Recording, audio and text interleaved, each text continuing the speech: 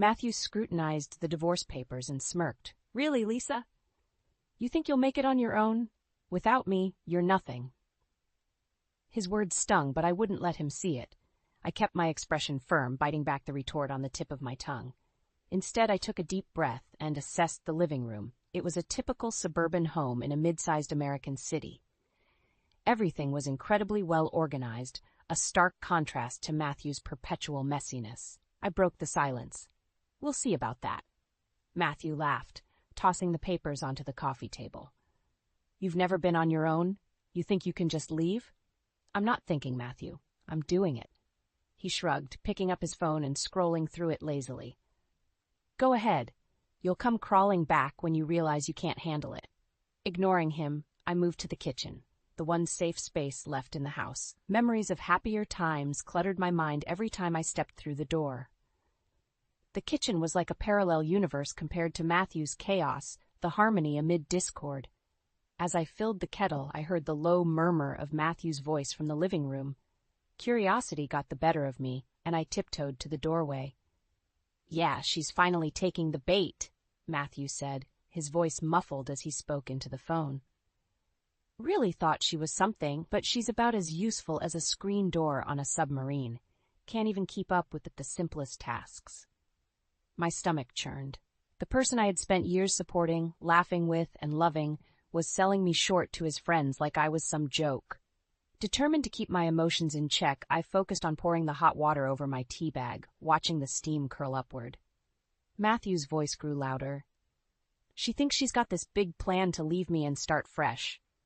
Honestly, it's pathetic. Once a quitter, always a quitter. The words cut through me, each one a tiny jab that threatened to bring tears to my eyes. I held my breath, willing myself not to cry. I wouldn't give him the satisfaction. I returned to the living room, teacup in hand. You done making your little jokes? Matthew hung up the phone, not even bothering to disguise his irritation. Were you eavesdropping? I didn't need to eavesdrop to know what you think of me. He shrugged. You're oversensitive. It's just harmless banter. Harmless? I echoed. You're belittling me to your friends. They know the truth about you. Maybe you should start accepting it, too. He grabbed his jacket and headed toward the door. I'm going out. Don't wait up. The door closed with a finality that echoed in our strangely silent house. I watched him leave, each step he took away opening a small window of relief in my chest. When the headlights of his car vanished down the street, I exhaled deeply, sipping my now lukewarm tea. This was my test, my chance to prove him wrong.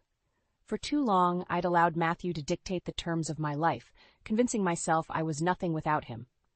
But now, it's time to be something more. I walked to the living room, grabbed the divorce papers, and sat at the desk with a pen in hand. I felt a surge of determination, this time different. This time, it was real. I signed my name with purpose, each stroke of the pen a declaration of independence. I'm not nothing, Matthew. I'm just beginning. I stared at the signature on the divorce papers, feeling a strange mix of resolve and uncertainty, but there was no turning back now. As I moved the papers aside, memories of our early days flooded back, uninvited. Matthew and I met at work. He was charismatic, effortlessly charming everyone around him. I was drawn to that magnetism, almost helplessly. Our romance was whirlwind, filled with grand gestures and sweet promises. Early on, we were inseparable. I left my job to support his career, convinced by his words and my own naive belief that it was for the best. Helping Matthew at work started small. A few emails here, a report there. Soon I was practically running his department from behind the scenes. He'd prop up the image while I managed the reality. Our professional dynamics evolved, except it wasn't evolution, it was exploitation. I recalled a recent conversation with one of his old coworkers, Cam. We ran into each other at a grocery store. Hey, Lisa. Long time no see, Cam greeted, throwing some vegetables into his cart. What have you been up to these days? I forced a smile. Oh, still helping Matthew with his work. You know how it is. Cam's eye roll was slight but noticeable. Yeah, everyone knows how it is with Matthew. The guy's a legend in his own mind. I frowned. What do you mean? He's always talking about how he runs the show. Calls himself a genius, but we all know who's really doing the work. I forced a laugh.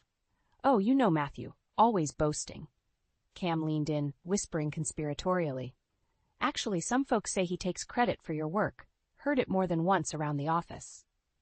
The conversation stayed with me, gnawing at my sense of loyalty and justice.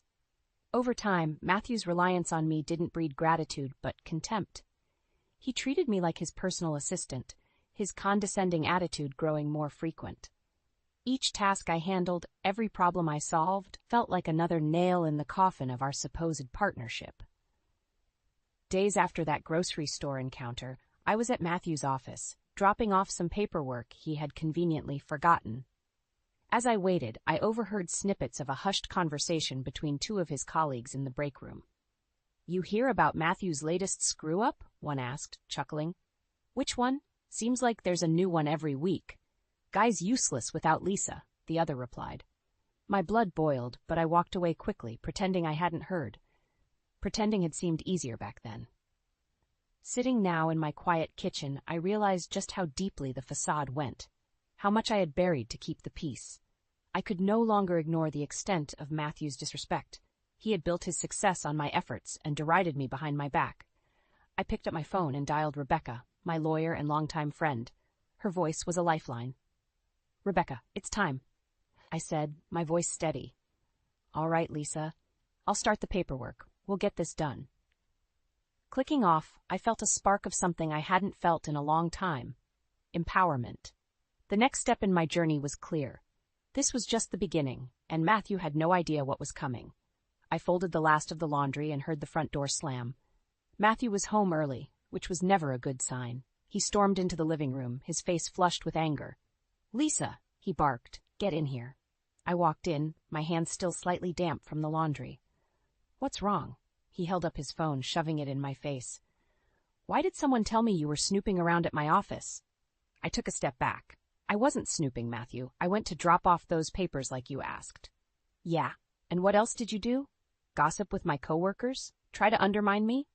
I leveled my gaze at him. "Undermine you? You don't need my help for that." He glared at me, his eyes darkening. "Watch it, Lisa. I can ruin you." "I've already signed the divorce papers, Matthew. You think you can still scare me?" He threw his hands up in the air.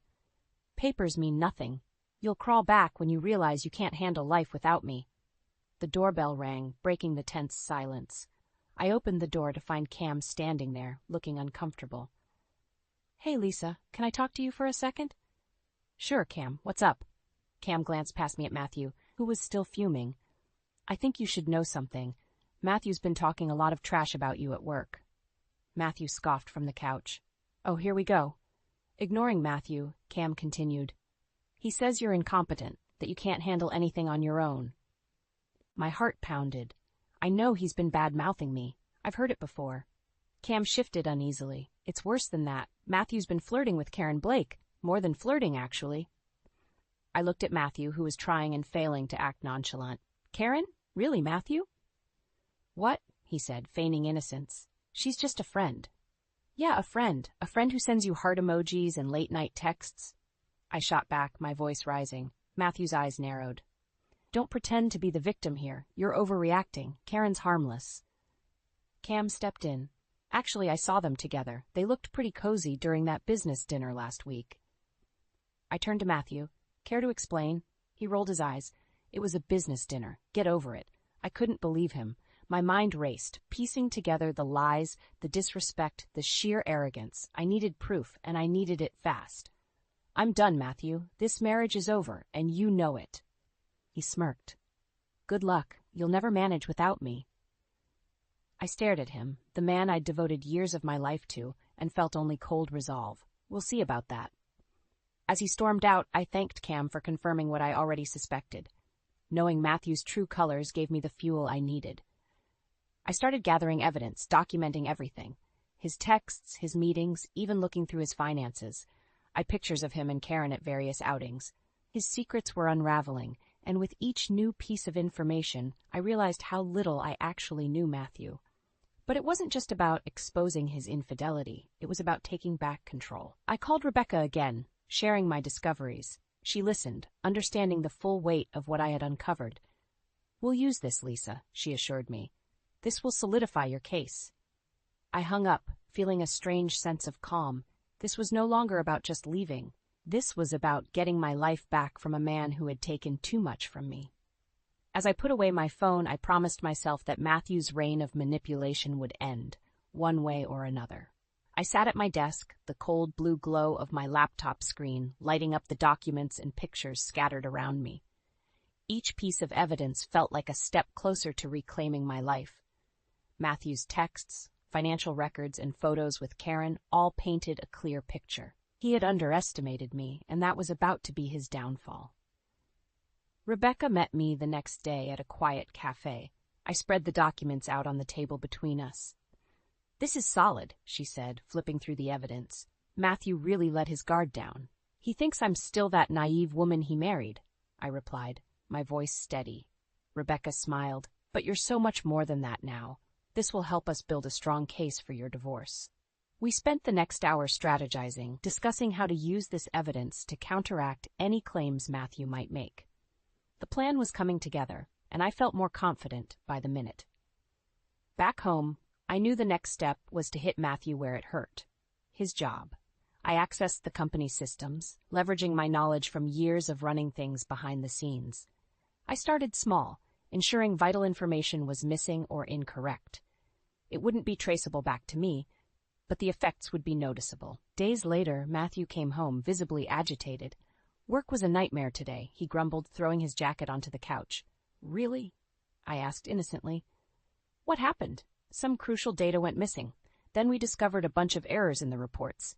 It's chaos." I nodded, suppressing a smile. "Sounds tough." "You have no idea," he said, rubbing his temples. "And I'm the one who's going to take the fall if this isn't fixed." That night, I continued to sabotage his work, planting seeds for more chaos. The next week, he came home fuming. "Lisa, everything's falling apart." He paced the living room, panic clearly etched on his face. "Every time we fix one problem, 2 more pop up." "Strange," I replied, barely containing my satisfaction. "Maybe you should look at your team's performance." Deep down, I knew it was only a matter of time before his incompetence would be exposed. I just had to keep pushing. One evening, as Matthew was out, I sat down with Rebecca to finalize my plans. The divorce papers were one thing, but we needed the perfect timing to ensure everything would collapse simultaneously. "Focus on the next big project he's handling," Rebecca advised. "If we can create enough disruption there, the fallout will be catastrophic for him." I nodded, understanding the significance. This was more than revenge. This was my liberation. I'll make it happen. The big project was a merger deal Matthew had been bragging about for weeks. I accessed critical documents and altered key details, ensuring he wouldn't notice until it was too late. As the deadline approached, Matthew's panic grew.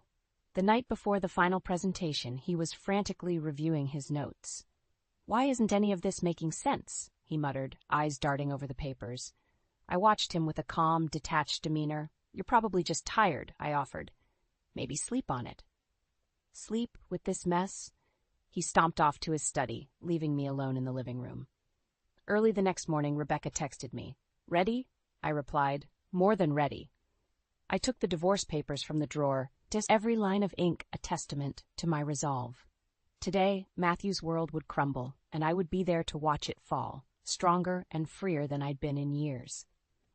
This was my turn to rise. The morning light filtered through the blinds as I sipped my coffee, awaiting the inevitable fallout at Matthew's office. The merger deal was set to be finalized today, and I knew the errors I'd planted would come to light like a ticking time bomb. Around midday, my phone buzzed. It was Rebecca. "It's happening. I just got word from a friend at the company. The project's blown up in his face." I felt a surge of satisfaction. Perfect. I'll be ready. An hour later, Matthew burst through the door, his face a mask of fury and desperation. "Everything's gone to hell," he spat, flinging his briefcase against the wall. "The merger is dead. Dead! They're blaming me for the failures." I raised an eyebrow, feigning surprise. "What do you mean?" "What do I mean?" He shouted, pacing like a caged animal. "We lost crucial files. The figures were all wrong. They think I sabotaged it." "Maybe you should have double-checked everything," I said calmly. "It's your responsibility, isn't it?" He whipped around, eyes blazing. "You don't understand, Lisa. This could ruin me." I met his gaze, unflinching. Maybe you should have thought about that before treating everyone, including me, like they're beneath you. His anger shifted to a sneer. You think you're so special? Signing those divorce papers doesn't make you independent. You'll come crawling back, mark my words. I stood up, walking over to the desk and picking up the divorce papers. Actually, Matthew, I brought them for you to sign. Given your current predicament, I'd say the timing is perfect. He laughed bitterly. You think these papers mean anything? You're nothing without me. We'll see about that. I placed the papers firmly in front of him. Sign them, Matthew. He grabbed a pen, his hand shaking with rage, and scrawled his name angrily across the bottom. I gathered the papers, feeling an overwhelming sense of triumph. At that moment, his phone buzzed incessantly with calls. He ignored it, glaring at me instead. You think this is over? You'll regret this. Mark my words. I stayed silent, my resolve unshaken. He stormed out, leaving the house in turmoil, his world crumbling around him. That night, I sat quietly in the living room, absorbing the moment. The weight on my shoulders felt lighter. The next steps were clear. I needed to finalize the divorce and reclaim my life in full. A few days later, the news broke at Matthew's company. He was publicly reprimanded, demoted from his high-ranking position. The scandal of the botched merger rippled through the company, leaving his reputation in tatters. Matthew's calls grew desperate, but I ignored them. Finally, he appeared at the door again, a shadow of his former self. Lisa, this is all a misunderstanding. We can fix this. You and me, like old times. I looked at him, seeing the man who once held me captive under his thumb, now reduced to pleading. There are no old times, Matthew, only what's next. And for me, that doesn't include you. As he stood there, dumbfounded, I closed the door on him, and that part of my life, for good. This was the end of Matthew's reign over me, but just the beginning of my true independence. I had torn down the walls of my old life and was finally stepping into my own, no longer confined by his manipulations. The future was mine, built on my terms. The news of Matthew's public demotion spread like wildfire. His once admired reputation crumbled, and the fallout from the botched merger left him ostracized at work. I could almost hear the collective sigh of relief from his coworkers. A week later, I walked into the office of David Walsh, my former boss. He greeted me with a warm smile, his eyes crinkling at the corners. Lisa, it's been too long. Sit down. Let's catch up. I took a seat, feeling the weight of the past weeks lift slightly. Thanks for seeing me, David. Are you kidding? We've missed you around here, he said, leaning back in his chair. I heard about what happened with Matthew. How are you holding up? I'm doing better, actually. It's been tough, but it's also been a wake-up call. I'm ready to get back into the workforce. David nodded, his expression serious. Matthew never appreciated what he had in you, Lisa. You were always the backbone, and it's about time you got the recognition you deserve. Thank you, David. I have a lot to offer, and I'm ready to prove it. Good, he said, leaning forward. How would you feel about coming back on board? We need someone with your skills and experience. My heart leapt. I'd love that. I'm more than ready. As we discussed the details, a sense of liberation washed over me. This was the turning point I had been waiting for, a chance to rebuild not only my career, but my entire life. Back home, I started job hunting in earnest, sending out resumes and setting up interviews. I reconnected with former colleagues, each conversation a reminder of my capabilities and talents. The process was invigorating, a stark contrast to the stifling environment I had endured with Matthew. Meanwhile, Matthew's desperation grew. He called repeatedly, each message more frantic than the last. Lisa, please call me back. We need to talk. I can fix this. I ignored him, focusing on my own path. One evening, as I prepared for an interview, Matthew showed up at the door again, looking haggard. Lisa, you have to help me, he pleaded. I crossed my arms, standing firm. Help you? After everything you've done? You don't understand. They're transferring me to a dead-end position. My career is over. I felt a flicker of pity, but quickly smothered it. That's your problem, not mine. You made your bed, Matthews. Now you have to lie in it. His face twisted in anger. You'll regret this, Lisa. You think you're better off without me, but you'll see. You'll come crawling back. I shook my head, closing the door on his threats. Goodbye, Matthew. The next weeks flew by. I landed a prestigious role at a new company, my skills and resilience impressing my new boss. The sense of accomplishment was exhilarating, each day a reminder that I was capable and deserving of success. Matthew, on the other hand, continued to spiral downward. The transfer to a trivial position sealed his professional downfall, and his reputation was beyond repair. He tried to take legal action, desperate to hold on to the last shreds of his former life, but Rebecca and I were prepared. We had the evidence, the paperwork, and the resolve to see it through. In our final confrontation, he attempted to get Lisa back through legal means, but I revealed all the documentation. "You're finished, Matthew," I said with a calm finality. "I've moved on. It's time you do the same." With each passing day, I felt stronger, vindicated. I had not only reclaimed my career, but my sense of self. Matthew's downfall was complete, a testament to his own deceit and arrogance. As I flourished in my new role, his life continued to unravel. This was my victory, my liberation, and as I moved forward, I knew the future was mine to shape, free from the shadows of the past. I was on my way home from work, feeling blissfully tired after a fulfilling day at my new job, when I received a call from Rebecca. "Lisa, we've got a problem. Matthew is trying to contest the divorce. He's claiming you manipulated him into signing the papers." I pulled into my driveway, gripping the steering wheel. "He's desperate, Rekha. Are we prepared to handle this?" "Absolutely, but it means another court date. He's not letting go easily." "All right," I said, my voice steady. "I'll be ready." The court date arrived quicker than I expected. Matthew looked haggard, but his eyes were filled with defiance as he sat across from me. His lawyer stood up first, spouting allegations that made my blood boil.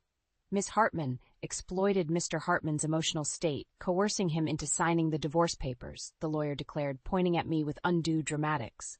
I whispered to Rebecca, "This is nonsense." Rebecca nodded. "Let me handle this." She stood, her voice level but firm.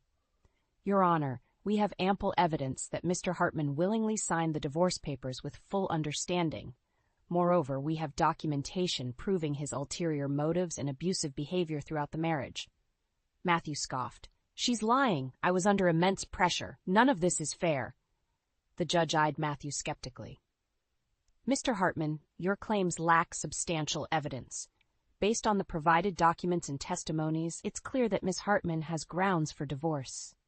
I watched as the realization hit him. His face twisted in anger. "You'll regret this, Lisa. Mark my words. This isn't over." I stood my ground, meeting his gaze with unwavering determination. "Actually, it is over, Matthew." The judge finalized the divorce, and I walked out of the courtroom feeling lighter, the weight of our toxic marriage finally lifted from my shoulders. A few weeks after the court ruling, I learned that Matthew had been transferred to a menial position in a remote office. His life had unraveled completely, a stark contrast to his former arrogance. One evening, as I reviewed files for a big project, my phone rang. It was David. "Lisa, I have some great news. We're promoting you to lead the new strategic planning division. Your work has been outstanding." I could hardly contain my excitement. "Thank you, David. I won't let you down." "I know you won't," he replied warmly. "Congratulations, Lisa. You've earned this." My career was thriving, and my life was finally coming together. That night, I celebrated with close friends, toasting to new beginnings and the strength to overcome past struggles. Meanwhile, Matthew's life continued its downward spiral. His arrogance had led to his downfall, and there was no one left to clean up his messes. He was left to face the consequences of his actions alone. As I looked around at my friends, I felt a deep sense of gratitude and triumph. I had reclaimed my life, my career, and my dignity. The shadow of Matthew's toxic presence had faded, replaced by the bright possibilities of the future. The final showdown with Matthew was over, and I had emerged stronger and more resilient than ever. The path ahead was mine to walk, free from manipulation and deceit. For the first time in years, I felt a profound sense of peace. The drama, the revenge, and the struggle had all led me to this moment, and I was ready to embrace every opportunity that came my way, confident in who I had become. I spent the next weeks settling into my new role, thus flourishing in a supportive environment that valued my contributions. Life was finally coming together. One Saturday morning, I was tidying up when the doorbell rang. Answering it, I was surprised to find Matthew's mother, Eleanor, and his sister, Nancy, standing there, looking somber. "Lisa, we need to talk," Eleanor said with an edge in her voice. I stepped aside, motioning them into the living room. "Come in." Once seated, Eleanor wasted no time. "How could you do this to Matthew? He's family. You're tearing us apart." Nancy chimed in, her tone accusatory. "You abandoned him when he needed you the most. What kind of person does that?" I took a deep breath, steadying myself. "You both have no idea what I went through. Matthew's lies, his manipulations, and his affairs were too much to bear." Eleanor's face hardened. "He's your husband. You made vows to stand by him." I held her gaze. "And he broke those vows repeatedly. Why should I stay with a man who treats me like I'm nothing?" Nancy crossed her arms. "We've known Matthew longer than you, Lisa. He needs love and support, not betrayal." "Support?" I laughed bitterly, like how he supported me by belittling my efforts and taking credit for my work. Eleanor looked taken aback, but she wasn't giving up. "People make mistakes. Families forgive." "There's a limit, Eleanor," I said firmly. "Matthew's arrogance and deceit are his downfall, not my doing." Nancy finally dropped her confrontational stance, seeming to remember who I was to Matthew once, before everything fell apart. "What happened, Lisa? He wasn't always this way." I sighed, feeling a mix of old pains and new strength. "No, he wasn't. But power corrupted him, and he lost sight of what we had. I couldn't save him from himself." Eleanor's face softened slightly. "We didn't know it was that bad. But you must understand, he's still our family." "I understand," I replied, caught, my voice softer but resolved. "But I had to choose my well-being over his dysfunction. I hope you can, too." The room fell silent. Eleanor and Nancy exchanged looks, but said nothing more. They got up to leave, Eleanor pausing at the door. "We'll always care about you, Lisa, but this is hard for us to accept." "I know," I said, holding back a wave of complex emotions. "And I appreciate that, but I had to do what was right for me." As they left, I felt a sense of closure. The confrontation had opened old wounds, but it confirmed my choices. I returned to my desk, looking at the projects awaiting me. My life was moving forward, and I could feel its pace quickening in ways that excited rather than overwhelmed me. Reflecting on my journey, I recognized my transformation. From a supportive wife lost in her husband's shadow, I had become an independent individual charting her own path. I had faced manipulation, deceit, and familial conflict, and had come out stronger on the other side. With a deep breath, I tidied up the remaining reminders of my past, consigning them to a box that would be stored away. My future was now full of potential, unclouded by the failures and betrayals that once held me back. I smiled, feeling a wave of contentment wash over me. The final ties to my past were cut. The world awaited, and I was ready to embrace it with open arms. This was my new beginning, built on my terms. And for the first time in a long time, I felt a genuine sense of peace and purpose.